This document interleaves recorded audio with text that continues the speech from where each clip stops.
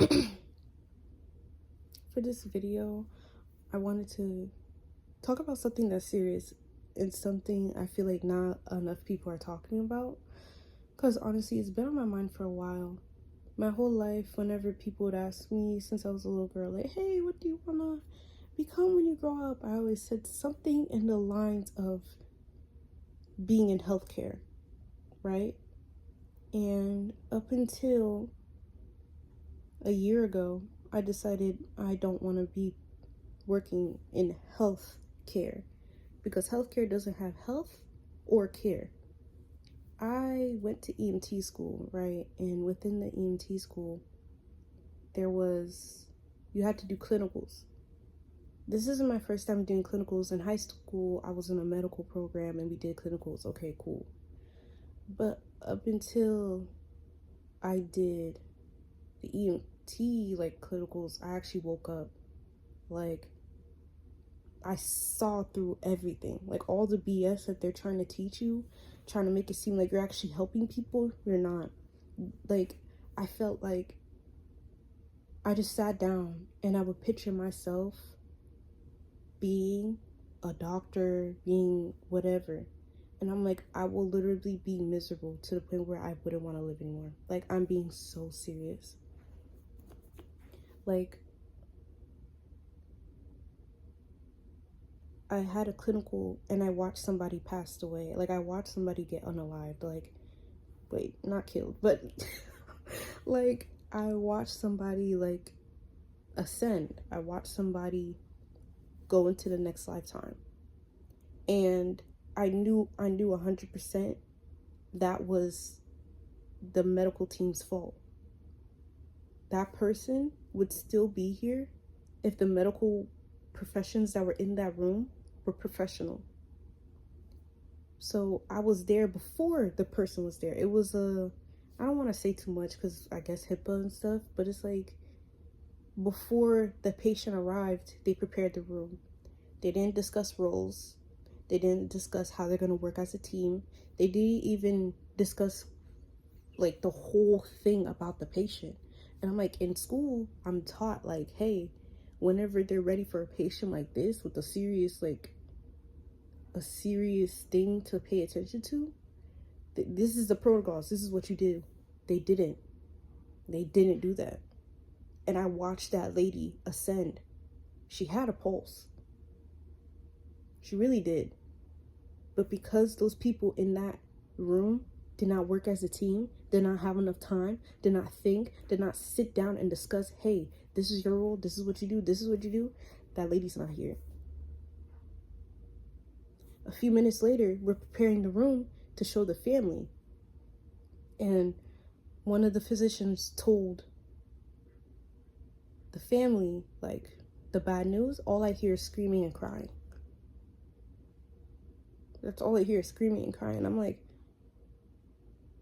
I know, like, I look at the faces of all those people that were in that room. They knew that they didn't do the best that they could. They knew they didn't give that lady the best care that they possibly can. And I'm like, no, I can't live with that being in my conscience. No, I refuse. I will go on a clinical, right? And the clinicals will be random. I will be put in random hospitals. I'll be put on different days. I'll be put super random, right? How is it possible that I'll have a clinical last month and then the next month I see the same two patients? Isn't the whole point of the hospital so that person can heal, never come back? How is it possible and a coincidence that I see the same two patients on two random days on two completely different months? That just shows that patient has been there more than often, and that's weird as hell. There's no health and there's no care. The healthcare system does not heal you. It just gives you temporary fixes. It put bandages on root problems. They don't go to the root problem.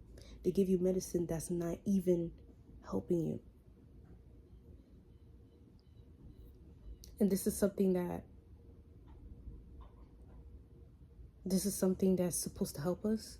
These are the people we're supposed to trust with our lives? I think not. I trust myself more. I really do. What happened to herbs? Oh, well, the whole point of pills is because it's concentrated herbs.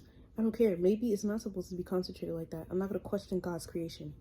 God put down these herbs, these fruits, these vegetables, non-GMO, organic, actually grown from the earth, that's free.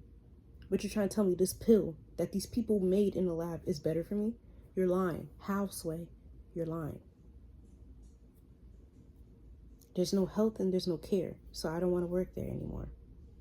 I would meet people, because I did networking, I would meet people that were in positions that I wanted at the time. Physicians, PAs, gynecologists.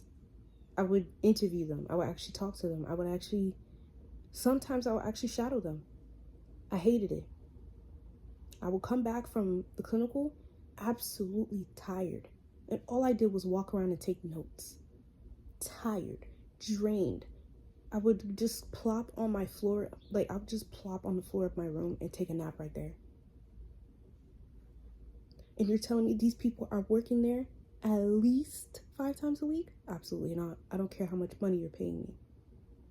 I don't care. I'm one of those people that believe, like, I value my sanity, my happiness, and my overall health over money, over pieces of paper, and over digits on my bank account.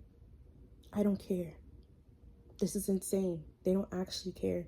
They don't actually pay attention. Because when you think about it, it's nearly impossible to put on so much energy to one patient, and you're seeing multiple patients each day. You're like juggling patients throughout the entire day, and you're telling me you care and you put all your energy into one. It's impossible. You put all of your energy into each patient. It's impossible. And that's not to mention the biases that each of these, like, healthcare professionals are still human, so they will have biases. They will be prejudiced towards certain patients. I remember one time, since I was in the clinical, I was shadowing these people. I don't know why they felt so comfortable to talk about this patient in front of me, but they did. There was this geriatric patient, no, bariatric patient. So like a patient that's like overweight.